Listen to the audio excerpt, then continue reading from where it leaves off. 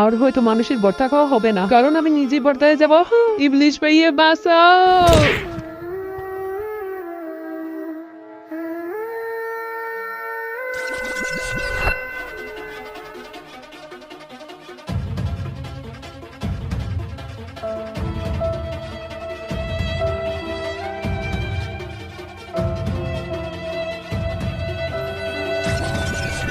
জয়, তুই কোনোদিনও সুখী হবি না। তোর লেগে আমার হাত পা গুলা সব ভাঙছে।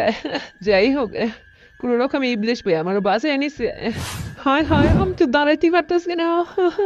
কিন্তু আমি এখন কোথায় আছি? যেখানেই থাকি না কেন, এটা তো ভয়ঙ্কর জঙ্গল। সুস্থ থাকলে তো যেমনি মানুষদের খাইছি, এমনি পশু পাখিরাও যে খাইতে পারতাম। কিন্তু এখন এই বাঙ্গা শরীর নিয়ে এখানে থাকলে তো পশু পাখি আমার গায়ে লাইব। আমাকে যেমনি হোক এখান থেকে পলাইতে হইব।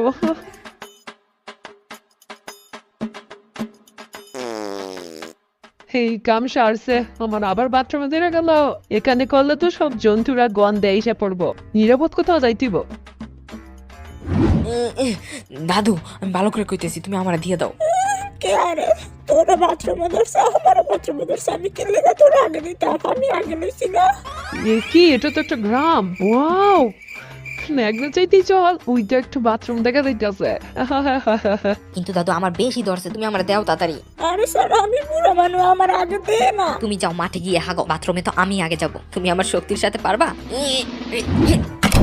হ্যাঁ হ্যাঁ, বাথরুমে কে ঢুকে গেল? এই বাথরুমে কে? সেটা তো আমি, পায়খানা রাজ্যের রাজকুমারী। আসো, তোমাদের খেয়ে ক্ষুধা নিবারণ করি। দাদুকে বাসলে বাথরুম করা যাইবে, এখন ফলাও। হ্যাঁ নাকি? ওহ, কি শান্তি। কি ব্যাপার, ওই বুড়াটা আর ছোকরাটাই যে বাংলায়